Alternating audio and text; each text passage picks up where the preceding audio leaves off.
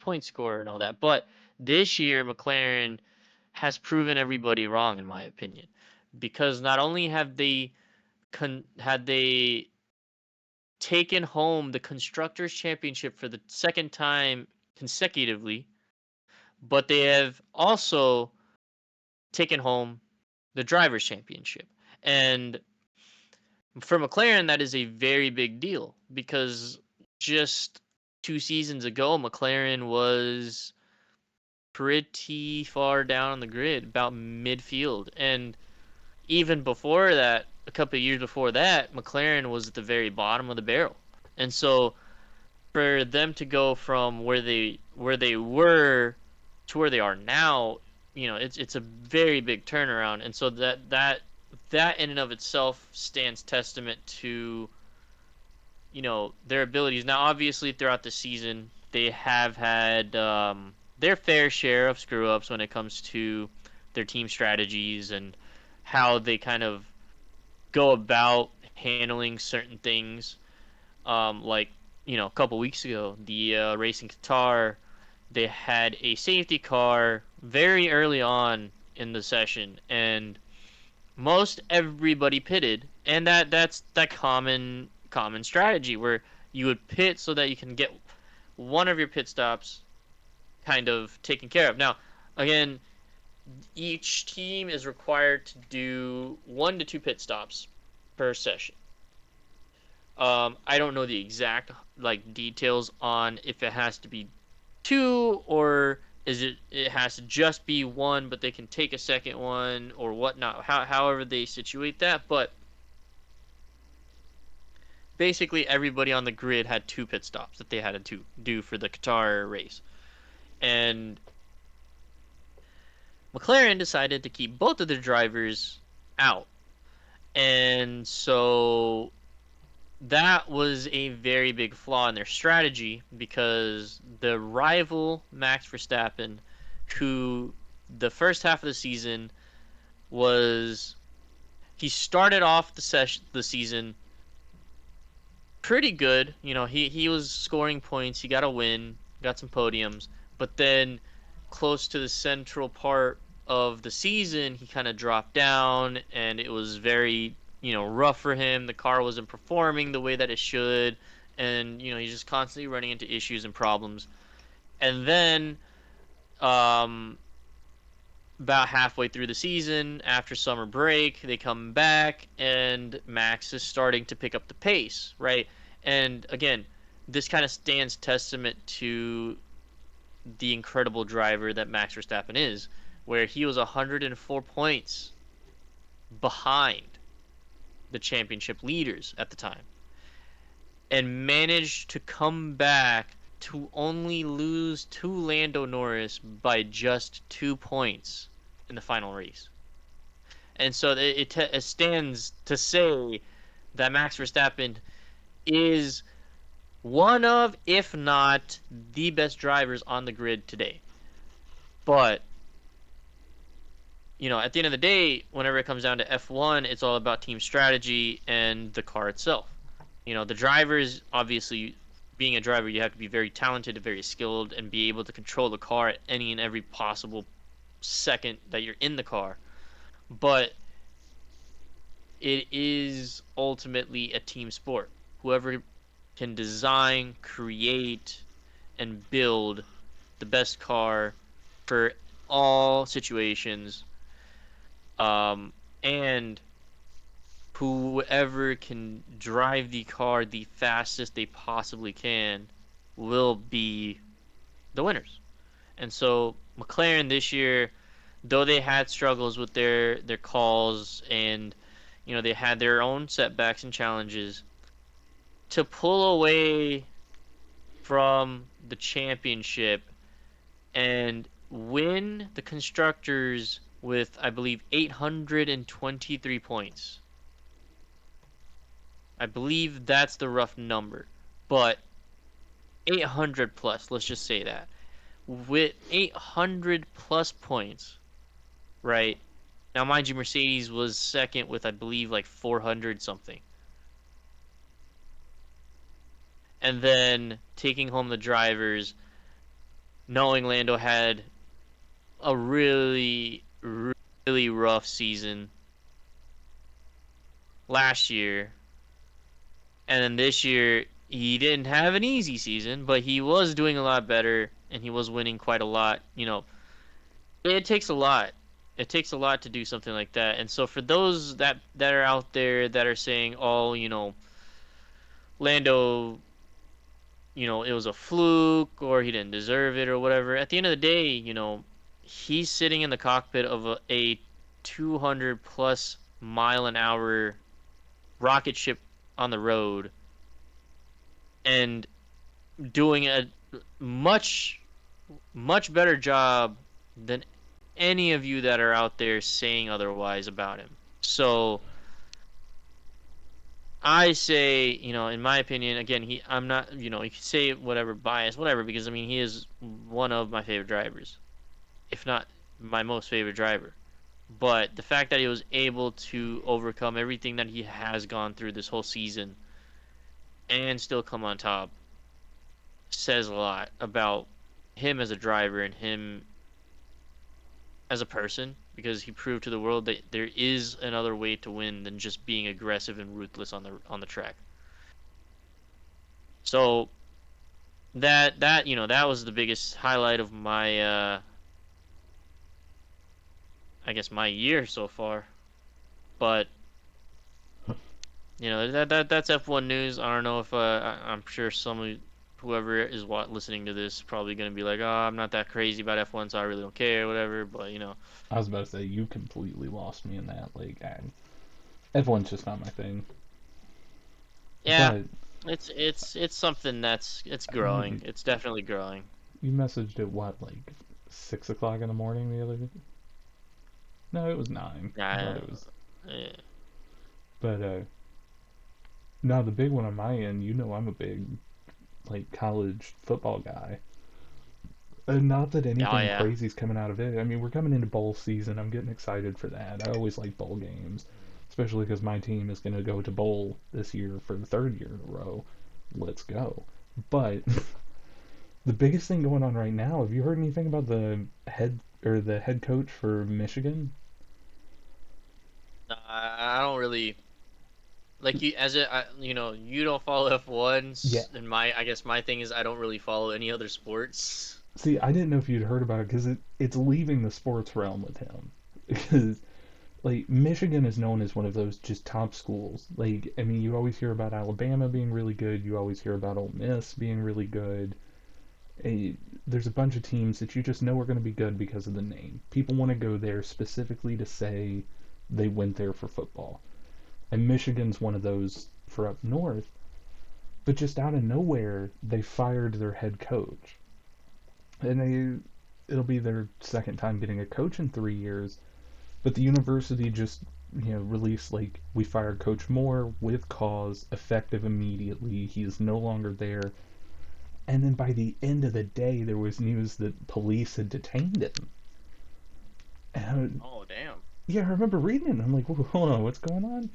He had some relationship with a staffer. I don't know all the details because I can't say I've really dug into it, but from what I've seen is like he had an inappropriate relationship with a staffer and he's married, and so then he's telling his wife like he doesn't want to live anymore, he doesn't know how he can fix anything, and then he was going to kill himself, and then was going to the girlfriend's house and like pulling butter knives out of the drawers and threatening to do it there. And so he's being charged with stalking and something else. I was trying to find before I said it out loud. I know stalking was one of them, but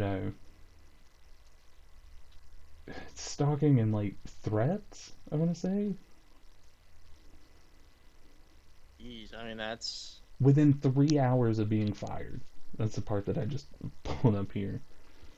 Uh, but yeah, the university is completely distanced themselves with him. Like, it's putting this whole thing because they also had a whole sign stealing scandal a while back, and one of the old coaches or staffers digging into like players' personal data, hacking into different accounts and all these things.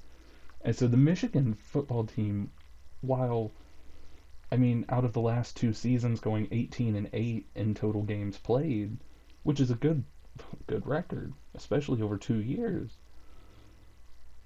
Even looking at a good record like that, you've just got this cloud hanging over the Wolverine program.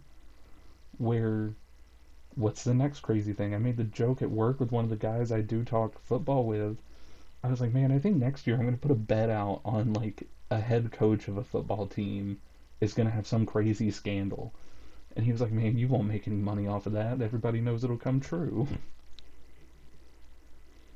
Because it's just year after year, we keep seeing these staffers and head coaches and different, just people that are involved on the upper end of an organization. You have the kids that get into things, and I think you kind of expect that. They're going to get caught with weed, they're going to get in trouble for drinking, they're going to have something pop up where they were somewhere they shouldn't have been doing something they shouldn't have, and you hold them accountable, but I think you expect it. But for some reason, I don't expect it of coaches, even though it keeps happening more and more and more. Yeah, So I mean, it's it's nuts. honestly like not like nowadays. I feel like it it's just happening more and more because of the way that everything is. It's tough out there. I know last week we talked about the whole or last time, geez, it's been a while. Um, we talked about the whole, uh, the job market and everything like that. I mean, it's not getting any easier for a lot of people. I mean, No. I was speaking to one of our friends earlier yesterday about, how, everything has just been so difficult recently. With it. It's been tough, living paycheck to paycheck pretty much. And majority of America is kind of in that boat now where it's just paycheck to paycheck. And even the people that, have a decent job that make like 80, 90 to even $100,000 a year are also living paycheck to paycheck. Now you can argue that for some of those individuals it might be the lifestyle that they have is a more expensive lifestyle than what they should be living, and that's why they're still living paycheck to paycheck, and that's understandable because for me, my pay is very low considerably to most anybody out there, and I I was live gonna paycheck say, to paycheck, but I'm still being able to manage with what I have. I was gonna Granted, say, I don't have most of the costs that all these other people may have, but still, it's you just gotta learn how to kind of manage what it is that you have and how you're living your life. Are you living your life in a luxurious manner, knowing that you can't afford something like that, or are you living your life in an affordable manner to where you can justify maybe spending here or there, but you're very very keen on making sure you're not going too crazy with it. no, and that's, I mean, I don't make as much as you would imagine for the degree that I've got. Uh, I don't make anywhere close to what the normal is. But I honestly can't say it's anything about lifestyle anymore. Of course there is, but I mean, two of the things that I saw this week and just numbers that I have off the top of my head, the median price for a home still right now is 114. You have to make $114,000 a year to be able to afford a lower end home. Like, I'm making the most money out of anyone in my family at my age. Like, if you lined everyone up, even including inflation, I'm making the most that anyone in my family has ever made at this age, like, range. And I can do the least with it because homes are way out of my range. Rent's coming down. We've got a 15-year low on rent. but I still can't afford $1,400 a month for a two-bed, one-bath apartment in the really bad side of town. I, things are still priced out of anybody's reach. If you're not doing it with two people or really just scraping by bare minimum, it's rough. It's Yeah. no secret that I'm conservative and that you lean more conservative as you've gotten older. I voted for a change, and I'm trying to be understanding of like, hey, we're we're struggling out here, and he's trying his best. But I want to know where my relief is. I want to know where all these things are because they seem focused in areas but not widespread. I know we're working on the bigger picture, but we're coming up on a year into it and we were promised 100 days. Yeah. I honestly, I've been talking to a lot of people, and a lot of them are kind of coming to a similar conclusion where it's like, at the end of the day,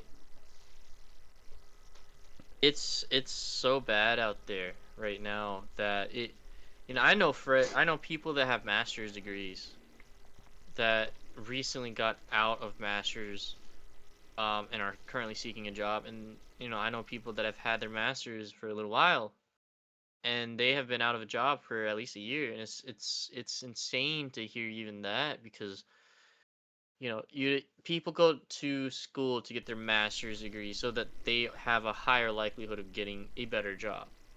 But if those individuals that pay more money to continue their school spend a lot more hours out of their day continuing their studies, going to school for another 2 to 4 years to get their master's degree, if they are also struggling, then I don't know what that says about the way the world is right now. Like one of the friends I was talking to yesterday, we had a very lengthy conversation about um just how corporate companies, what they're doing with offshoring a lot of their labor to cut costs and increase profit, right? And I get it. The whole purpose of doing it is so that you can make the most profit out of it. But at the end of the day, one thing that all these corporate companies don't realize is they're handicapping themselves, because once they stop hiring the people within their own country for the jobs that they have, they're slowly diminishing the customer base that they have, because now you have all these people that don't have a job or don't have a good enough job to where they can even afford some of the products that these corporate companies are trying to sell them, or whatever they are offering. And eventually it's going to get to a point where corporate companies aren't even making money, because and we're kind of seeing that now, where there's several corporate companies that have had to shut down because they are not getting enough customers to purchase their products. They're not selling enough to be able to even stay Right. afloat. And like did you see the K&W thing? Uh, That No. kind of adds to it. So K&W, did you ever eat at K&W? Yeah, never. Yeah, it's high school cafeteria food, but you go pay for it and you can eat it. It's more an old people thing. They have good cake. It had good cake. I I mean honestly, think of what we had in high school and maybe 1% better. I know you brought your lunch a lot in high school, but you saw the quality of that shit. I Yeah, that's why I brought my lunch.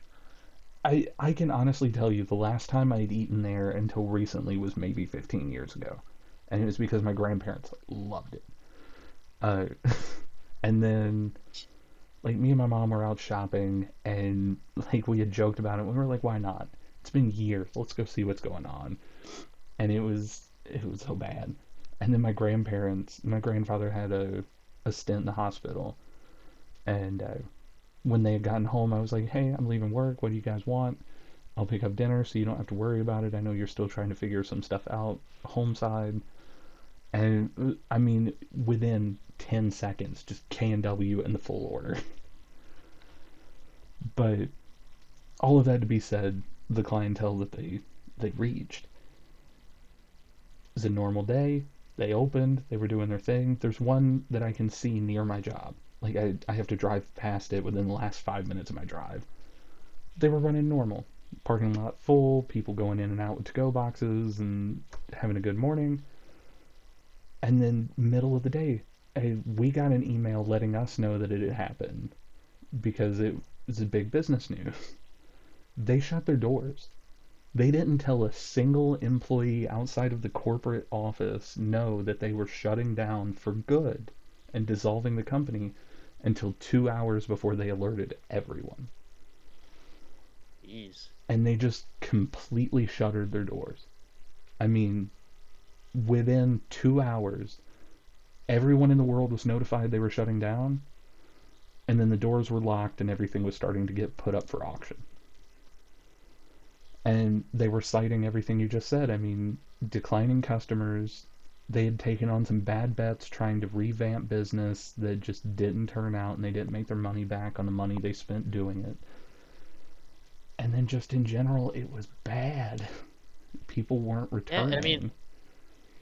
I mean, like I feel like we're gonna start seeing a lot more of that, right? Because like if you think about it, right, you're offshoring all this, especially in the tech field, you're offshoring all this work to different countries.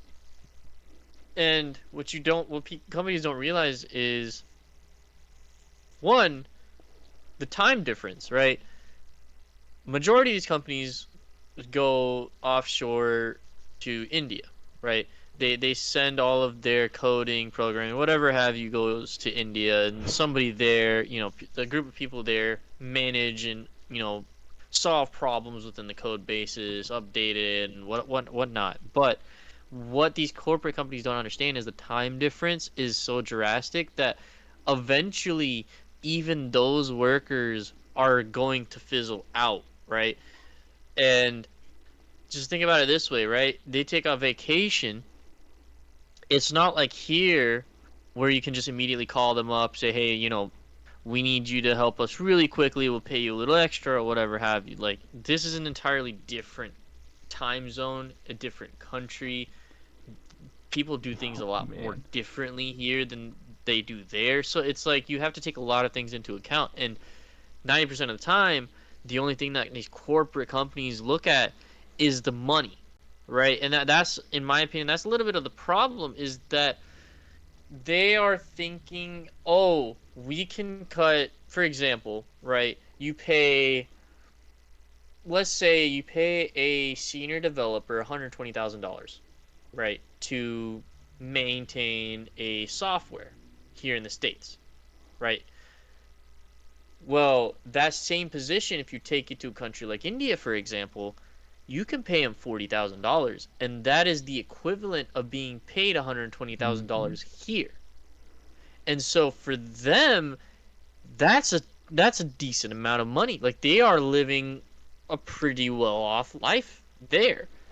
And for corporate companies here, that is 80,000 what, in like savings. a $80,000 going straight into the corporate fund, right?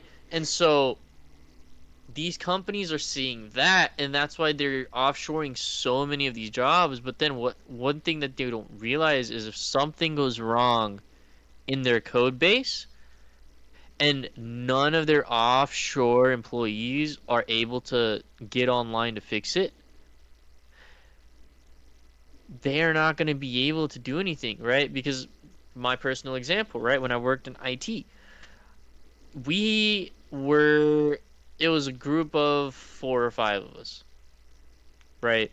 And we were like the front runners. So we got the tickets first, we got incidents first, and we would just go through the basic troubleshooting guidelines like, hey, have you tried, clearing your cache? I turned it Have off you and on tried again.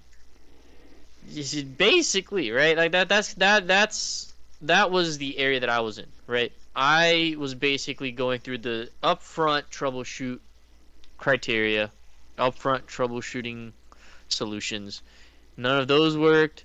Then I would transfer to a department that would be able to escalate the situation a little bit more so that they can actually work on it a little bit more in depth, right? Now, I didn't have access to the code base whatsoever. And my manager at the time was trying to see if we could get access so that at least if the offshore team wasn't able to get to it in time, we'd be able to at least handle some form of a solution.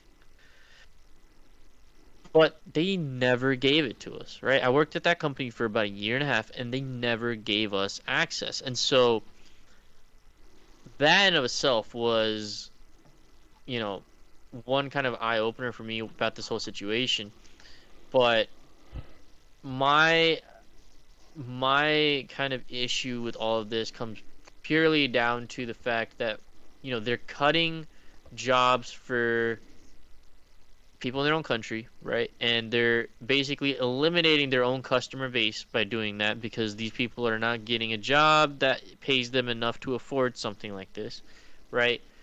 They then are sending all these jobs offshore to a team that is an entirely different country, different time zone. They do things a lot more differently there than they do here.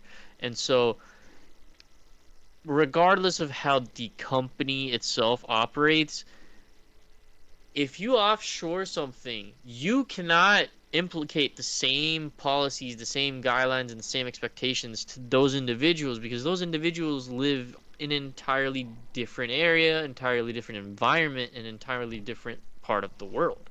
So you trying to implicate your expectations for somebody that works here to somebody that works there is not gonna work because they know that if they wanted to, they can leave that job and find something else.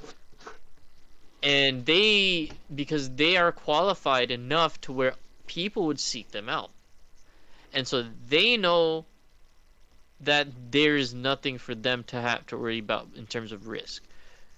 Corporate companies in the US do not understand that concept.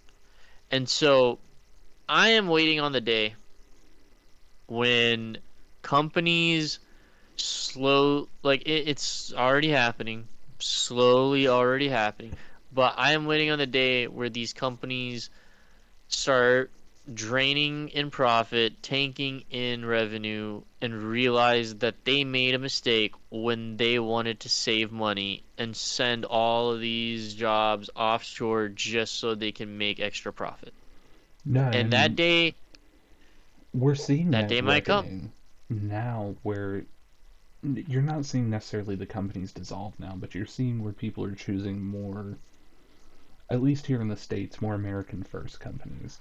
With, I mean, especially, it's one of the great things I will say Trump's done so far of bringing incentive back. There's different tax incentives, there's different investment incentives to put your money here, your people here, your factories here. But you're still seeing some stuff go offshores. What's happening now is people are taking that. I mean, I've got experience with it with one of the database companies we use. We almost stopped using them. It's a pretty big name. It's a it's what runs pretty much everything. You know them. I think I've told you who it is. But starts with an O. I'm avoiding saying the name because I don't want to get sued. But Yeah, I know exactly what you're talking about. yeah. I feel like saying that a lot of people also do. Oh yeah, but I didn't say it, so I'm safe. Uh, no, the we, this was a couple years ago because we started using them for a database system. We had a lot of data we needed to store and have quick access to, as well as a separate API plugin so we could use it for a different system. And it was running great, and we ran into an issue one day. I put in a support ticket and got a response back that was like, hey, to run through this, I need to be able to talk to you over the phone. Can you let me know when a time that works best for you? And I was like, yeah, sure. I put in my personal number, I put in some contact information, I gave them the time frame that worked for me because it was during my normal workday, and then I was getting random phone calls at all different random times. And eventually they left a message and they were calling from Ireland of all places. And I was like, why are you've got an office in Chicago, you've got an office in New York, you've got an office in Houston, you've got an Austin and Los Angeles. Why are You you have an calling me Austin in from? Los Angeles, huh? Well, I mean, they got offices in a lot of major cities, but Well, yeah, I was poking fun of the fact that you said Austin, not office. I I didn't even realize I kept or did that. Uh, but no, they're calling me from fucking Dublin, Ireland. And then, like, the one time I called them, I tried to answer, and the first thing that popped up was like, "You're accepting an international phone call, and the caller has elected that you will be responsible for international charges. Do you accept the call?" I immediately hit no, and I sent back a message on the support line, and I was like, "Hey, why are you calling me from Dublin?" And they were like, "Oh, well, that was And the then time frame that you put in." And I'm like, "No, you're telling me that you have at least 8 major offices here in the United States. I gave you a time frame in my time zone, and you picked one that is 7 hours ahead of me that is trying to call me at 2 in the morning, 6 in the morning, 11 p.m. No, I'm not answering this fucking phone call. And I eventually got it through to them, and they called me from Houston, and the first thing I said to the guy, I was like, "Do you have a way that I can put in some kind of other ticket to make this my normal contact?" I just I think it's ridiculous the fact that they called you and then they are expecting you to front the cost I'm guessing they for the assume I'm call. calling from an office phone, but we don't have office phones. I mean, office phones, I'm assuming for my company at least, went out the door with COVID when we went to a hybrid schedule, half at home, half in the office. Because I still see the phones in the office. But there's only one like 64-year-old dude that I know there that still picks up that phone and prefers that phone. Everybody else, we just give out our personal number. We're like, here's my cell phone number. I will not answer you before 7 or after 5. Like, Yeah. if you call me outside of those hours, I will not answer. You can send me an email if it's something that you absolutely need me to know right now, but I will not answer you. Yeah. I mean, another thing that I think is really um I think one thing that is it's been both a good and a bad thing, right? Is remote options for work. Now, it's a good thing in the sense that, people are able to work remotely so they can work from home or, if they are out or something, they're able to work from wherever they are. But then the issue for that comes into play of when it comes time for new hires, then it's hard for somebody to be trained effectively and efficiently when they're working from a remote location. And the reason why I say it's difficult is, say for example, say for example, you're a new hire and you have a question or you're trying to understand something and you need to reach out to somebody, and work from home means that pretty much you're expected to do your work, but outside of that nobody can really say yes or no to certain things that you do, right? So for example, if say you're a new hire, you're trying to figure out how a system works and you contact your lead engineer to try and understand either a snippet of the code basis, or you have an issue that came up and you're trying to figure out how to solve it, you're not quite sure how to go about it, or whatever the issue or situation circumstance is. And your lead tech or your lead engineer is either on another call or he's out you know, he's just like, oh, I got my work done. I'm just gonna set my work stuff aside and focus on other things, right?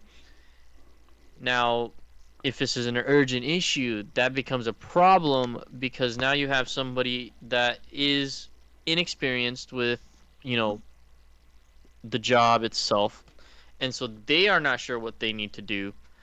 They are trying to reach out to other individuals, but those other individuals aren't indisposed of doing something else or whatever the situation is, but they are not, able to assist. If you were to take that same situation and put it into a office job, a on location job, or it would be a lot easier for this individual to find a solution because they can then just walk up to their boss's office or cubicle at wherever, you know, wherever, but they'd be able to walk up to their lead technician, lead engineer, and ask them that question face to face, and the lead engineer can easily just show them like, hey, this is how you do it. This is one way to try and troubleshoot for this issue, or whatever the solution is. It's a lot better for people to grasp a concept or grasp the understanding of how to do something when it's in person versus when it's at home, right? It's a little bit more challenging. Oh, absolutely. I And mean, just before we get too far from it, I've said that the whole time about the work from home stuff is like, I know if I need somebody's input or I'm going to need somebody to show me something, I schedule it for my in-office days because I can walk up to them and I can have a conversation. My at-home days become my grunt work days of like, I don't need to talk to anybody. Nobody's got to show me anything. I just need to get X, Y, and Z done because I can just grind it yeah, out. yeah, and so it's a good thing in the sense of you have a little bit of leeway, a little bit of freedom, but it's a bad thing in the sense of if there's something urgent that comes up, that communication barrier can be very detrimental to the task. It can be very detrimental to deadlines and issues and just kind of the overall understanding of how to perform in that job or that task that you're assigned to do. And so it's a very, I guess, it's a two-way lane where you know it has its ups and it has its downs, and so I feel like that kind of had a bit to play with the downfall of the job market right now because now you have all these people that are currently looking for remote positions because they don't want to go in office. They want to be able to stay at home purely because they're like, "Oh, I don't want to leave. I want to stay in the comfort of my home." But then there's a deeper reason behind that where they want to be able to do whatever they want Oh while they're yeah, no. working. I mean, And that that's one of the beauties of work from home is it does offer people flexibility. I think the work from home space has been great for parents. I mean, the savings that it's offered on childcare, that it's offered on being able to be there for your children. I think for people who their time is limited when you've got to commute, I think it's helped them. I mean, with me, there's a lot of things. I'm working throughout the day. I'm still doing my thing, but I can step away for 5 minutes to throw in a load of laundry. And then that's taken off my evening, and I get more time to relax because I dual task. But, Yeah, and okay, the challenge. So this is like personal experiences that I've had so far, right? The challenges for positions like the one that I have, where I am a on-site technician, right? I get on site, but I have to rely on a remote technician to do things like configuring switches and whatnot, right?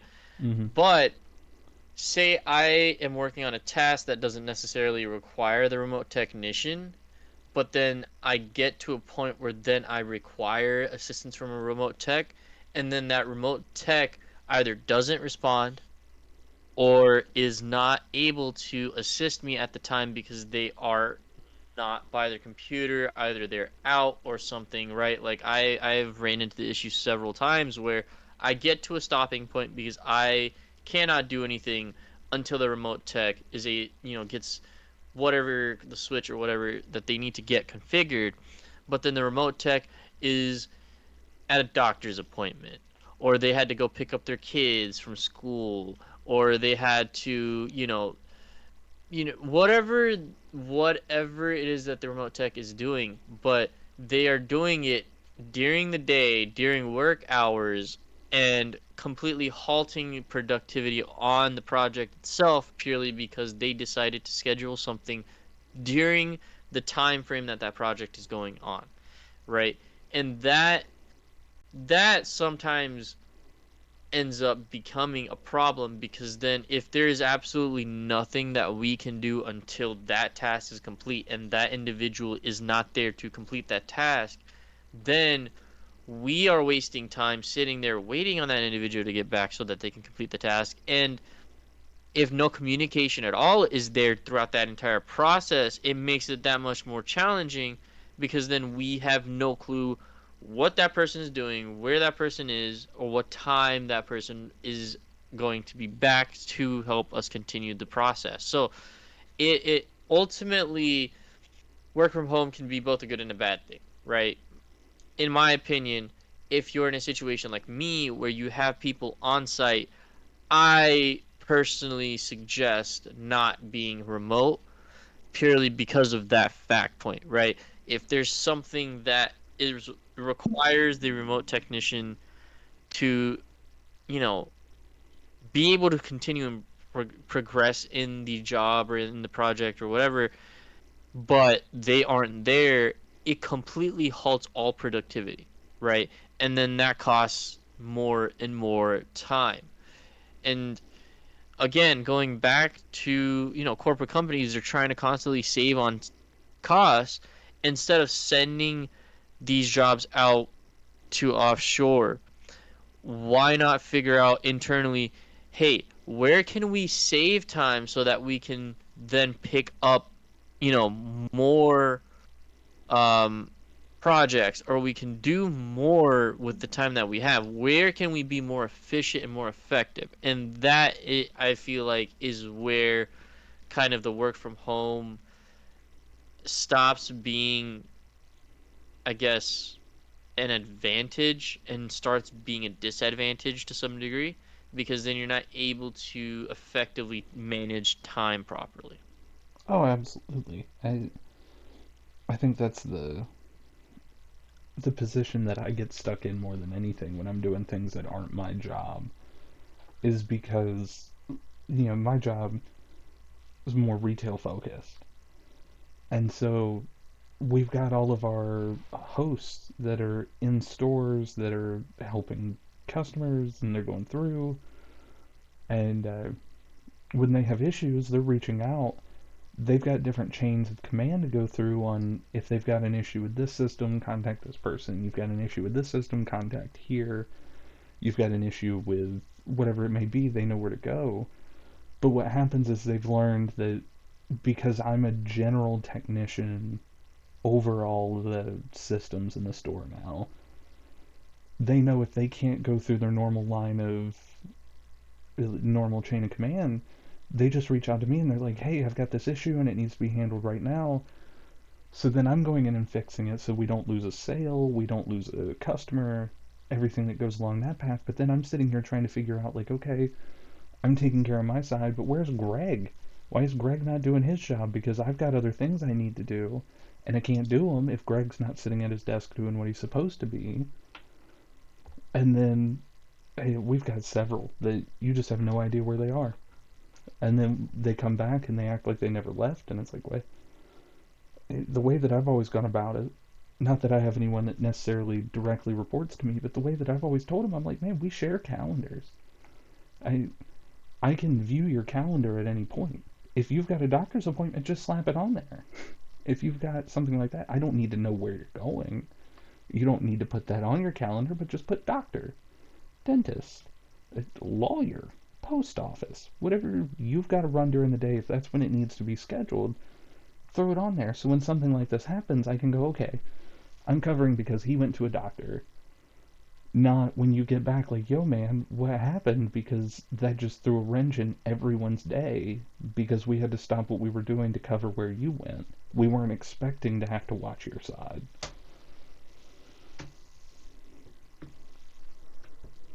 Yeah.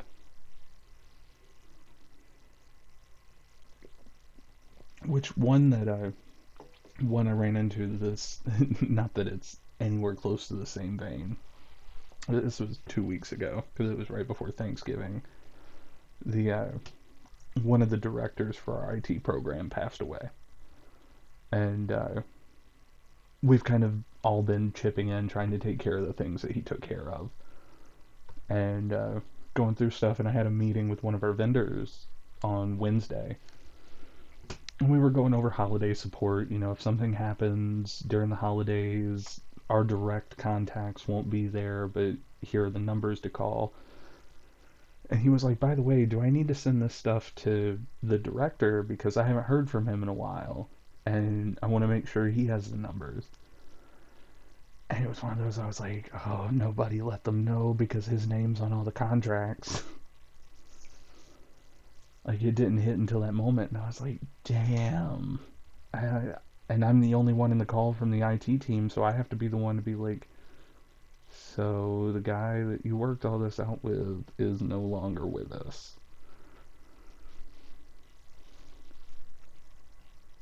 And it's on a whole different level. It's not on the same like. It's not a he got up from his desk and will be back in a little bit. It was the he got up and won't be back. Yeah. Damn, that's why that's crazy, man. I haven't had I haven't had a situation like that yet, but Yeah, it was one of the. I mean, none of us knew. Just on that side of it, there were a couple of the guys that were closer to him, like were his direct report. I just worked as a peer with him. I They kind of knew what was going on, but it ended up being cancer was what eventually took him. And he just, I think they caught it too late. And so there was nothing he could have done anyway. So he was like, I'm just going to live until I can't. And so he didn't do any of the medications for it except for pain and just did what he had to do. And it eventually just, he got to a point, I think I heard somebody say he said he had to go on vacation on Thursday. And Saturday morning he went on to the big server in the sky. So damn. he worked up until the last 72 hours of his life. I think that one just hit me. He loved his job so much. He went until the late. He only had 72 hours after getting off of work before he was gone.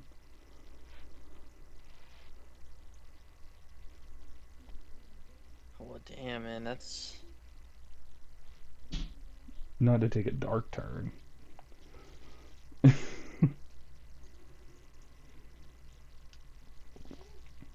yeah. but Well, I I think the way that I went about it, because I was close with him. He was one of the first ones that when I started really tried to give me the attention that I needed as a young professional. And he would call me at random times and he would just be like, hey, so I know things are crazy, but I wanted to make sure you're doing good. What can I do? Is there anything I can help teach you? He gave me tons of books and manuals and different things. He was one of the first ones that really said, hey, you can do this whole IT thing. You can turn it into what you want because I can see you understand it. And so I was close to him in that sense, but not anything nuts. yeah. And that's what I just that next day because that was Saturday when we were alerted, and then Monday I try to leave people alone on the weekends even on something like that. But on Monday I reached out to the rest of the team and just kind of that like, hey, you good? I know you were close to it, and I got a lot of the somber responses of yeah, just remembering him today. We're going through and making sure his stuff's taken care of. Yeah, I mean it's it's especially with when it comes to like a coworker, it's always like like whenever you're like growing up, right? Like you have your friends, you know, and then whenever you go through like school and college and stuff, then you have like those friends, whatnot. And then whenever you get into like the workspace, you have a coworker, right? Like you have your coworkers, and they become like your work friends, right? And when it comes down to it, right, the people people some people say that there's a difference, some people say that there isn't a difference, right? But at the end of the day, it boils down to regardless if they're from work or not, they're just from your personal life. At the end of the day, they are your friends, and so it's always rough when something happens to like a friend or somebody that you know really well. And so situations like that, like it's just always important to just like kind of just forget about certain things and just focus on that. And I think like yeah, that situation, I mean, shit, man, like it's rough to think about. Like you think about when when you get to like your 65 years or 70 or whatnot, right? You think about, oh well, retirement, right? I'll get to retire. I'll be able to enjoy the rest of my life, just do the things that I really want to do, or whatever the circumstances. But then you hear stuff like that where it's like, this guy, he worked his whole life, and he literally was working just right before right before he dies, right? And he's just grinding, keeps pushing, and literally till his last breath, pretty much. And so you hear things like that, and you're just like, damn, like it makes you kind of realize that you're not just working to work, you're working because you want to be able to enjoy yourself, right? And that honestly kind of brings me back to like one thing that I remember. Somebody told me, I forgot exactly who, but at this was several years ago. But basically, what somebody told me was, yeah, life, you gotta work, make money, but at the end of the day, what is the value of money if you don't spend it? Like money, if you're just getting money and you're just storing it somewhere, and you're not living your life using the money that you earn, then what life are you living? Right? You going into work, you do your 9 to 5, and you go home, and you repeat that cycle every day, 5 days a week for 52 weeks a year.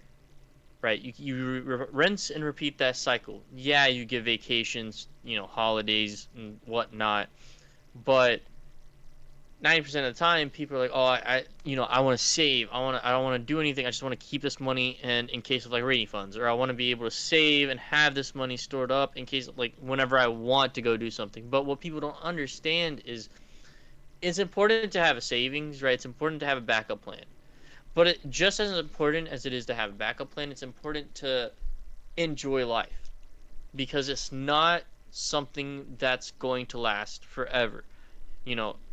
Anything can happen at any given moment, at any point in time, to where one second you're there, the next second you're not, right? So what's the point of holding on to an excess of money and not doing anything and trying to justify that, saying that I'm saving it so I can do it later? Why not use that to do it now, right? You're working hard, you're earning all this money. What's the point of having money if you don't spend it a little bit here and there, right?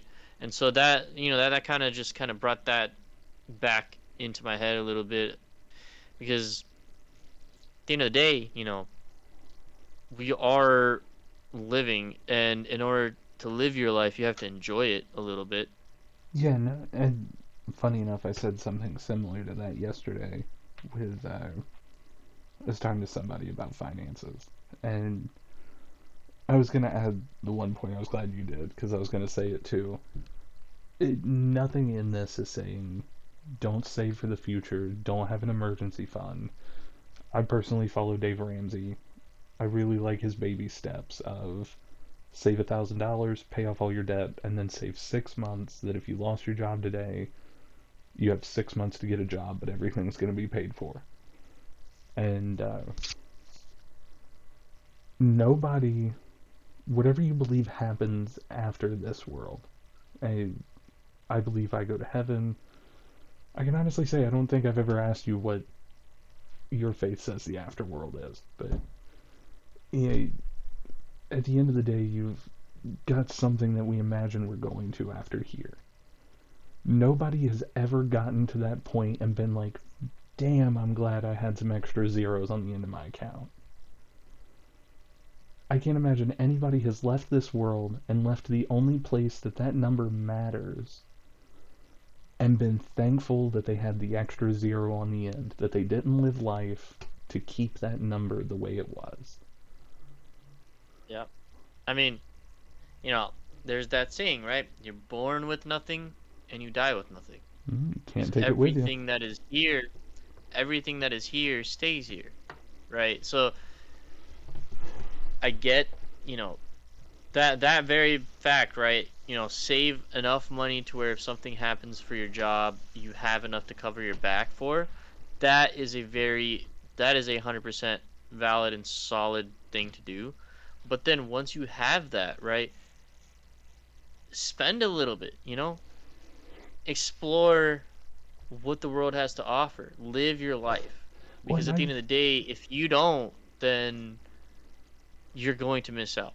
And there's no coming back from that. I've even said too, like, so many people beat themselves up over getting a Starbucks coffee. Is it expensive? Yes. Is it bad? Also, yes. But don't beat yourself up over the things you need every day too to get through your day. If the Starbucks coffee is going to make your day easier to get through, enjoy your coffee. Don't beat yourself up over $6. And you and me do it with video games. I mean, it's at the end of the day, I'm not buying a $60 video game every day. But one goes on sale that I've wanted to play, I may not necessarily play it for another 6, 7 months. But I've got the money, let me get it so I can enjoy it sometime. I'll have that available to me to go and to play. It's not Yeah. about saying, oh, well, I need to save my money so I can't afford a $20 game about.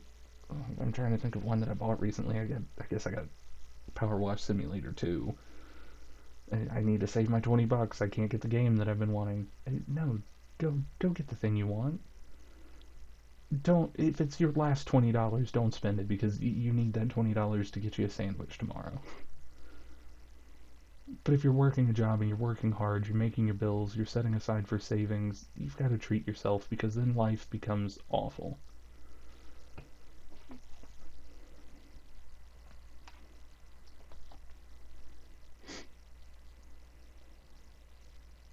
But no, I don't think we came into this and really talked about anything we said we were going to. I guess we kind of did, but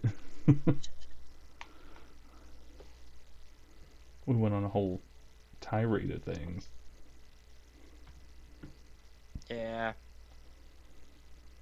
But I mean, hey, if any of you guys have again, if anybody out there has a topic that they want to hear us talk about, or you have input on topics that we've already talked about, just let us know in the comments.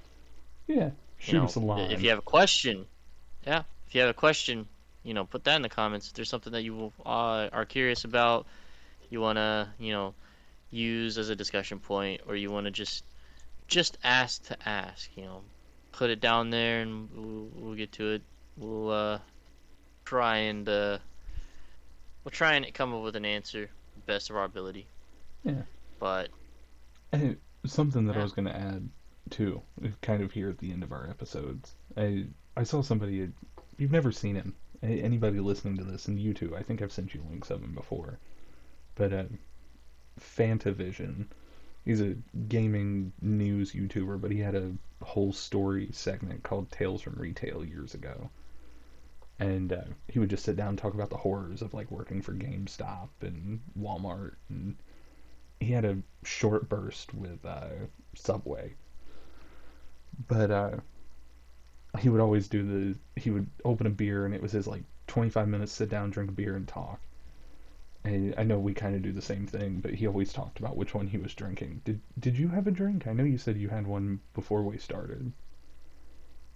Yeah, I've been so I got a case of voodoo a little while ago, and the one that I have is called Pop Dynasty. So funny enough, I've got that one sitting next to me. That's gonna be the one that I try once we get off of here. Did you get the sample pack that had Citrus Slayer in it? I don't know. Cause that was the one that I just drank with Citrus Slayer. The first sip I took, holy shit, it's bitter. Like almost too bitter for me, and I really like bitter drinks. But I do have that one. it's super bitter on the first sip before you do it. But then about like I don't know, I got a quarter into the can, and then you start really getting like a grapefruit taste on the back of it. It's really good. You just have to get through that first part of the can. Yeah, this one is kind of sort of similar. It's like kind of bitter a little bit.